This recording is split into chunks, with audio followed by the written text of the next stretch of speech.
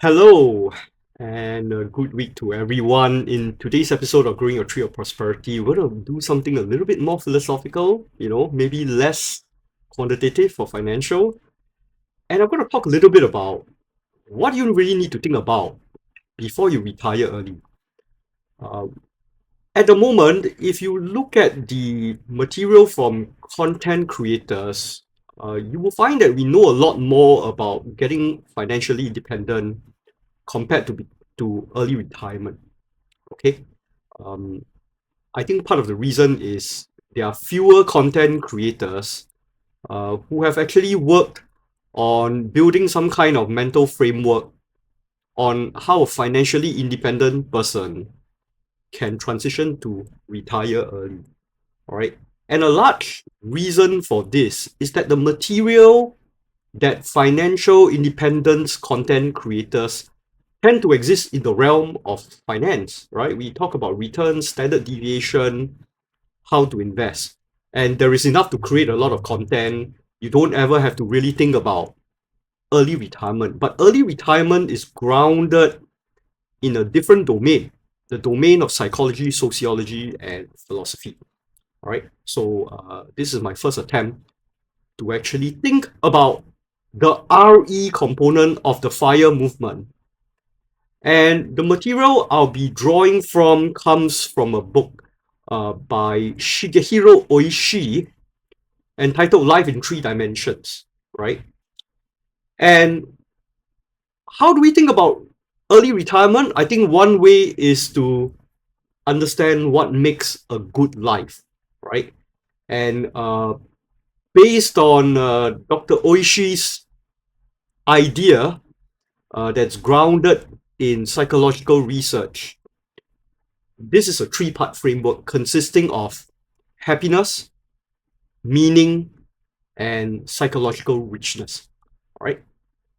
So let's talk a little bit about happiness first. Happiness can be considered to be equal to the amount of success you have divided by your aspirations. So if you don't expect a lot out of your life and you're moderately successful, you can be happier than a person who is very successful but has very much higher expectations for themselves, right? The financial independence leg of your journey actually would have provided the person a decent amount of happiness. The reason is you've succeeded in building an alternative source of income, and generally speaking, higher incomes do result in greater happiness in life, but it just becomes less obvious after the 130,000 per year mark. All right, so beyond 130,000 Singapore dollars, you get diminishing returns. So you find that higher incomes don't result in that same amount of linear progression of happiness that you get. All right, and we also confirm that job satisfaction increases with income, and we find that data scientists, for example, experience greater job satisfaction than social workers. All right, mainly because of higher income, not because of anything else. Okay, but the problem with going after happiness is that happiness often fluctuates. Right? If you're working on a project to better yourself, there are frustrating parts of the journey. And if you ask, are you happy at that moment where you're frustrated? The answer is obviously no. Okay. So the closest analog to a measurement of how much happiness you have is joy, right? And it's a very fleeting kind of emotion. So it is not the be all and end all of a good life. All right. It is 1/3 of a good life. Okay. So that's what the book is trying to say. Next, people need to have meaning in life, right? And another way of looking at meaning is how coherent your life is, right? And this is the reason why, in some cases, people prefer to be a social worker than, for example, a data scientist, right? Because the work of a social worker is difficult, it is painful, but if you look backwards from a future point in time, it connects back to your identity and who you are, right? So a meaningful life may not be a happy one. It may involve some kind of personal sacrifice, but it gives your life a reason to be. Okay, so if everything you do, all right, you can make money, but whatever you do doesn't make a difference. Like for example, your box ticker, right? Like I was in IT governance for a while, right? The things I do are actually not very technical or consequential on the ground. I'm just here to make sure that there's alignment of business interests, right? And as such, I find that while it pays very well, the career doesn't have a lot of meaning. It's not devoid of meaning, it just doesn't have a lot of meaning. Okay? And if you don't do anything about this part about your life, or you don't inject meaning into your life, then you're susceptible to a midlife crisis. And once you get a midlife crisis, then you need a coping mechanism for it. So some people, to get meaning in life, you can't get meaning in life by making more money, but generally you indulge in religion, you indulge in a little bit of art, right, in order to get some meaning in your life. And Kiran Satya has a good book on the midlife crisis that actually is the textbook on how to derive meaning, right? So very clear that we are seeing books on happiness, books on meaning in life, right? And they actually solve a different set of problems. So that's the second point I want to make. And the last point, which is what makes the original book from the Japanese author very novel, is that there is a third element of a good life known as psychological richness, right? Or how much novelty there is in your life. If you look at the career of a data scientist, he's paid very well. Life maybe may not be particularly meaningful, right? Then there is the social worker whose life may not be paid very well, but life is very meaningful. So they derive a lot of personal satisfaction from their work, right? And then there are jobs in the fine arts and literature that, based on psychological research, where the people engaging in it don't derive a lot of income. So they are not happy, they're dealing with bills all the time. But sometimes it also doesn't give them a lot of meaning. So how do you explain the people in these fields, right? So the answer is that a job in the fine arts, literature, it produces a lot of psychological richness. And what does that mean? That means novelty, right? A psychologically rich life produces interesting experiences, twists and turns, and a certain amount of drama, right? And this wide range of experience is something you can accumulate.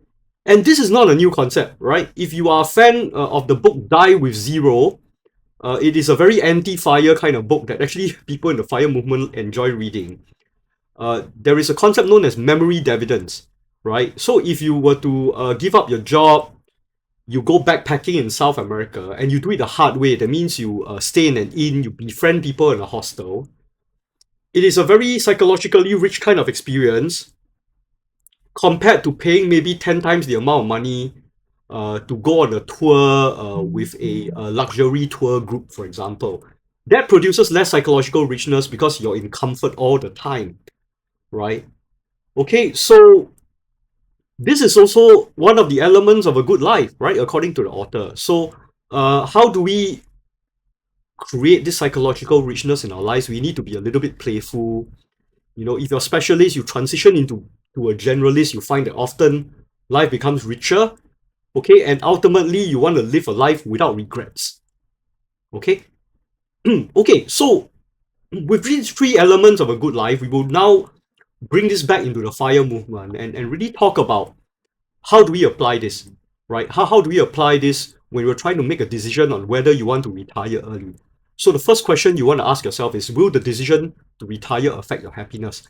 And this is not a difficult question to answer. Most of the time it is yes, right? The decision to retire early will impact your happiness positively because negativity from work will go away, right? No more toxic workplace, no more difficult bosses, right? And because your dividends, your family will be more secure.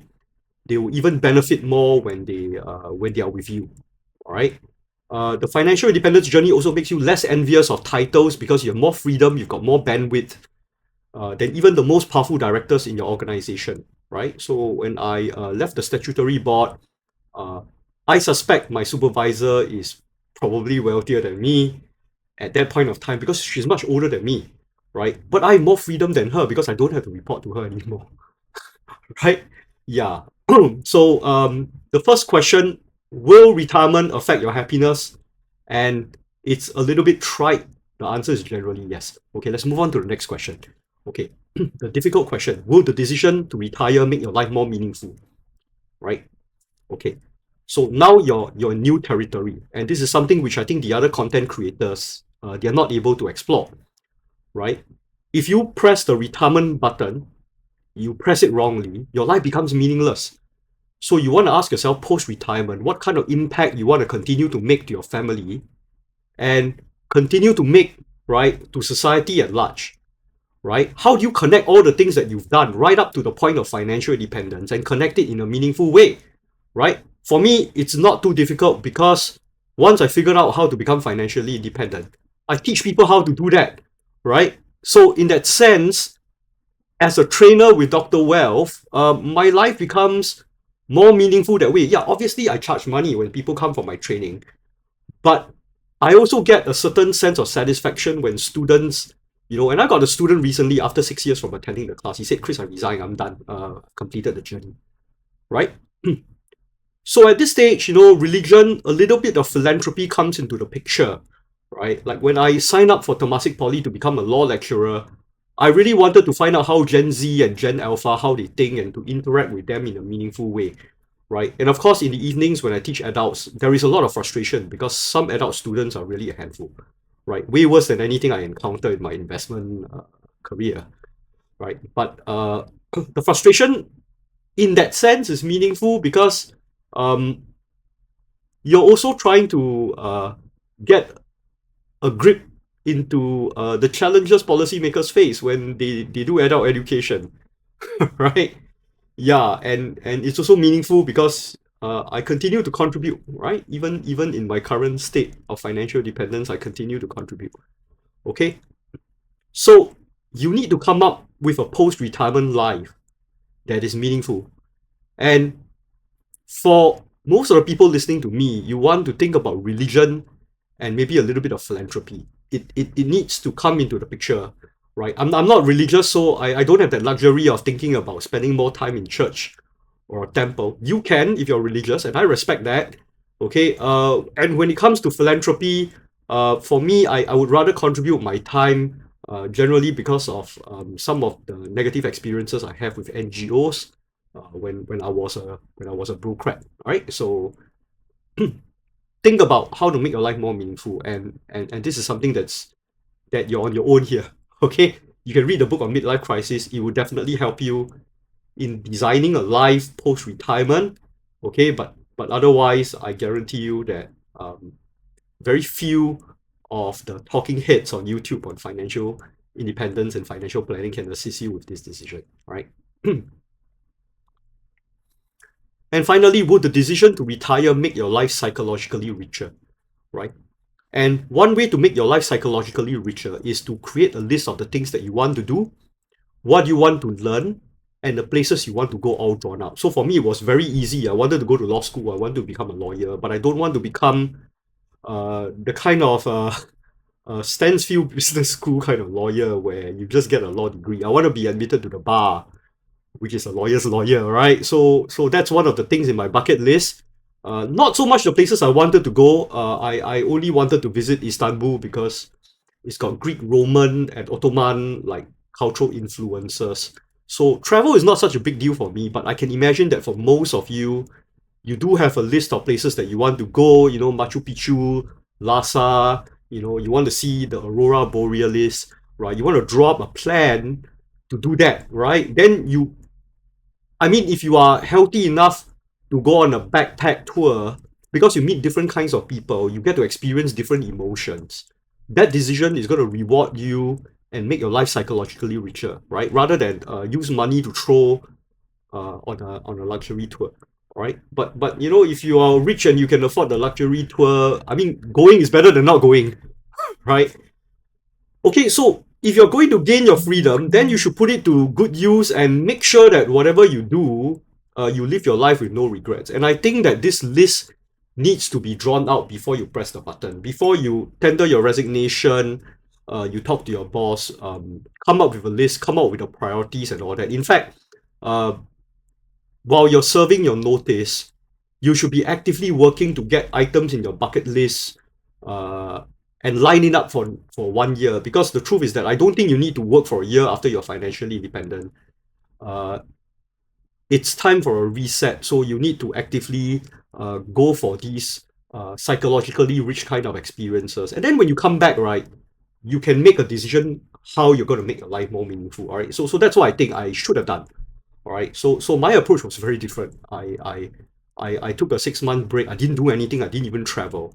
Then I went immediately into law school and I spent like 3 years studying there. All right. So I think this would have been a better plan. Okay. Oh, so what am I trying to say? Oh, retire early if that decision can improve all three dimensions in your life, right? In other words, don't let anything go into chance. I know it's very tempting to throw the resignation letter. I've just experienced a student who did that. I can feel his joy, his happiness, but thereafter what happens, it's something that you can't provide in an investment course. I try to tell you this partial answer because I'm also working through this. Okay, and please comment below if you like my material, if it makes sense to you. If you disagree, uh, explain to me why. I definitely don't know very much better compared to you. Okay, so if you like my material, you enjoy my content, I run a 5-day course on early retirement. Okay, if you want to listen to my life story, just search for ERM intro, take the first link, and I'll spend 1.5 hours with you to talk a little bit about my life. All right, then it's like a very long 1.5 hour video with Q&A. All right, and whether you sign on with me after that, well, that's really up to you. Okay, I don't really care. Okay, all right. Thank you very much, and I'll see you in the next video.